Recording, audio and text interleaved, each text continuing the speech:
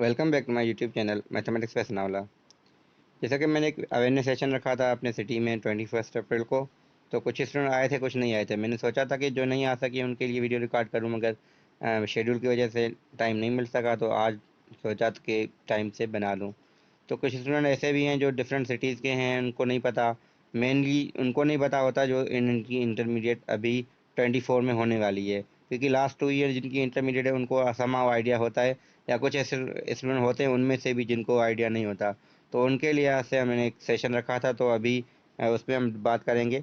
Initially about me, मेरी education यहाँ mention है कि मैंने बीएस मैथमेटिक्स अखर आईबी से किया है और एमएस मैथमेटिक्स। एमएस मेरी कंटिन्यू है, बस थीसिस रिमेनिंग है, मगर यहाँ मैंने मेंशन किया है। एक्सपीरियंस मेरा कुछ स्कूल्स में मैंने पढ़ा है और स्पेशली मैंने सखर आईबी में पढ़ा है। अब यहाँ पे मैंने एक एक्स्ट्रा नहीं रखा है एक्सपीरियंस, जो मैथमेटिक्स रिसोर्स सेंटर का है 2017 से लेके अब तक। अभी तो रिसोर्स सेंटर कुछ मंथ से बंद है, मगर वहाँ मैं पीयर ट्यूटर हूँ मैथमेटिक्स का। तो ड्यूरिंग द बैचलर्स मैं वहाँ पे एज ए ट्यूटर हूँ। अभी एमएस में होते हुए मैं यहाँ पे ट्यूटर तो हूँ, मगर अभी फ़िलहाल कुछ टेम्परली वो क्लोज़ हो चुका है। इसके अलावा मैंने क्रैश प्रोग्राम जो डायरेक्ट टेस्ट के लिए पढ़ाया जाता है, एसटीएचबी और फाउंडेशन 23 के, और समर प्रोग्राम, और इसके अलावा फाउंडेशन जो रिसेंटली अभी रमज़ान में जो एंड हुई है वो मैंने पढ़ाई थी। इसके बाद डायरेक्ट टेस्ट में देखें होता क्या है। डायरेक्ट टेस्ट आपकी दो फेजेज़ में होती है, फ़ेज़ 1 एंड फ़ेज़ 2। अब फ़ेज़ 1 और फ़ेज़ 2 जो भी हों, मगर उसके लिए जो अनाउंसमेंट होती है, जो प्रोग्राम होता है, वो क्रैश प्रोग्राम कहलाता है, जिसको हम क्रैश प्रिपरेटरी क्लासेस कहते हैं ऐसा कराइए में। अभी वो अनाउंस हो चुका है और 9 मई की इसकी लास्ट डेट है अप्लाई की, और 11 मई से उसके क्लासेस स्टार्ट है। अब फ़ेज़ 1 और फ़ेज़ 2 मतलब क्या होगा, इसकी डेट्स अलग अलग होंगी। एक तो टेस्ट की, उसके अलावा उनमें डिपार्टमेंट्स का फ़र्क है। अगर आप इनमें से किसी डिपार्टमेंट में अप्लाई कर रहे हैं तो मतलब आप फ़ेज़ 1 में अप्लाई कर रहे हैं, और फ़ेज़ 2 में मतलब इनमें से कोई एक डिपार्टमेंट होगा। तो आपके डिपार्टमेंट पे डिपेंड करेगा आप कौन से फ़ेज़ में। हाँ, इंजीनियरिंग के स्टूडेंट दोनों में अप्लाई कर सकते हैं, मगर मेडिकल के जो स्टूडेंट्स हैं वो सेकंड फ़ेज़ में नहीं अप्लाई कर सकते, क्योंकि वहाँ पे प्री इंजीनियरिंग रिक्वायर्ड होती है एफएससी में। सिमिलरली क्योंकि फ़ेज़ 1 फ़ेज़ 2 है, उसके क्वेश्चन भी अलग होंगे, तो इंग्लिश और मैथमेटिक्स 40-40 होते हैं, और जीके आईक्यू यहाँ 10 है फ़ेज़ 1 में, और वहाँ रिप्लेस में जीके और आईक्यू की जगह पे 20 है। अब देखें मैथमेटिक्स दोनों में सेम नहीं होगा, इसलिए कंटेंट लिहाज से हम अगर बात करें तो इंग्लिश तो आपकी सेम ही है ऑलमोस्ट, क्योंकि यहाँ कुछ प्लस माइनस हो सकती हैं टॉपिक्स, वो डिपेंड करता है कभी क्या है, मगर ज़्यादातर मैंने जो बेसिक्स रखा है वही के जो कॉमनली टॉपिक्स होती हैं वो जो मुझे याद थी वो मैंने रखा ऐड की हैं।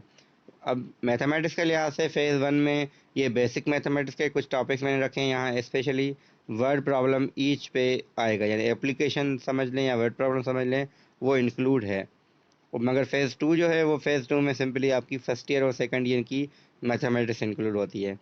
सिमिलरली जो फ़ेज़ 1 में जीके और आईक्यू है, तो यहाँ पे मैंने टॉपिक्स ये रखी है। इसके अलावा भी एक टॉपिक यहाँ मेंशन मैंने नहीं की, वो इस पर आ जाती है, क्योंकि जो होती है कैपिटल्स की, यानी अगर किसी कंट्री के लिए हम बात करें तो उसकी कैपिटल्स, सिटीज़ के कैपिटल्स वो सारे मेंशन, यानी सिटीज़ के नहीं, प्रोविंसेस के कैपिटल अलग से होते हैं, या ज़्यादातर बाकी जो कंट्रीज़ हैं उनकी हमें सिर्फ उनके भी चाहिए तो इनफ है। इसके अलावा सेंसस जो अभी हुआ था, या इलेक्शन जो हुई थी, या पॉपुलेशन करंट पाकिस्तान की, ये थोड़ी इन्फॉर्मेशन हो सकती है, क्योंकि अभी सेंसस हुई है तो हमें अपडेटेड डेटा मिली है। सिमिलरली फिज़िक्स भी फर्स्ट ईयर और सेकंड ईयर की इंक्लूड होगी फ़ेज़ 2 के लिहाज से। इसके बाद है STHP program. STHP stand for sun talent hunt program, और दूसरा है NTHP national talent hunt program, और थर्ड है फाउंडेशन प्रोग्राम। अब इन तीनों में डिफरेंस क्या है। एसटीएचपी और एनटीएचपी स्कॉलरशिप प्रोग्राम्स हैं, तो यहाँ पे ये आपके फ्री ऑफ कॉस्ट हैं, और ऊपर से आपको मंथली स्टाइपेंड भी मिलती है, और आपको हॉस्टल पहले फ्री होती थी, अब हॉस्टल उन्होंने ख़त्म करके हॉस्टल की रिप्लेस में आपको 5000 एक्स्ट्रा वो दे रहे हैं स्टाइपेंड, यानी 4000 स्टाइपेंड अलग से है और 5000 हॉस्टल की, यानी 9000 पर मंथ आपको मिलेंगे जब आप एसटीएचपी प्रोग्राम पढ़ेंगे, यानी टेस्ट क्लियर होने के बाद। सिमिलरली एनटीएचपी भी यही है, मगर फ़र्क क्या है, एसटीएचपी सिंध नाम है, तो यहाँ पे क्या होगा, ओवरऑल सिंध के स्टूडेंट अप्लाई कर सकते हैं, और एनटीएचपी में ओवरऑल पाकिस्तान अप्लाई कर सकते हैं। एसटीएचपी की सीट्स हैं वो लास्ट ईयर मतलब 23 में जो आई थी वो 300 थी, जो 24 में अभी जो रिसेंट ख़त्म हुई है उस पर 250 थी। अब ये नहीं पता कि नेक्स्ट टाइम कम होंगी या ज़्यादा होंगी वो वेरी करता है हमेशा। इसके बाद एनटीएचपी भी यही है कि 75 सीट्स पर प्रोविंसेस होती हैं और वहाँ पे भी कुछ डिस्ट्रिक्ट सिलेक्टेड होते हैं। डिस्ट्रिक्ट आपके सिलेक्टेड होते हैं, सारे डिस्ट्रिक्ट नहीं होते हैं। कुछ ज़्यादातर मतलब जो जैसे शिकारपुर है वो इंक्लूड नहीं होता, तो कुछ ऐसे भी हैं जो नहीं होते इंक्लूड। तो वहाँ वो मेंशन होते हैं कि कौन कौन से इस दफ़ा हैं, या इस दफ़ा कभी मतलब इनिशियली वो शिकारपुर भी था, एक दो और थे, फिर नेक्स्ट टाइम जब आई थी एनटीएचपी तो वो ख़त्म हो गई थी। अब एनटीएचपी में बात क्यों कर रहा हूँ, क्योंकि 2016 में सखर आईबी में स्टार्ट हुई थी, इसके बाद से 19 तक चली थी। जैसे कोविड आया, कोविड के बाद एनटीएचपी सखर आईबीए में अनाउंस नहीं हुई, वो कराची आईबीए में लास्ट 2 ईयर से अनाउंस हो रही, इस साल भी हुई थी।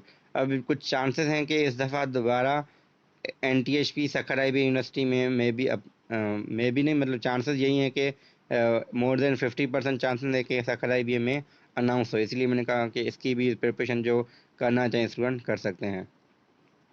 और कंटेंट सबका सेम होगा जो हम पहले पढ़ के आए हैं। अब फ़र्क का है, अगर आपकी एसटीएचपी और एनटीएचपी है तो इन दोनों में, क्योंकि स्कॉलरशिप है तो यहाँ टेस्ट की थोड़ी लेवल ज़्यादा होगी, टॉपिक्स आपकी सेम रहेंगी।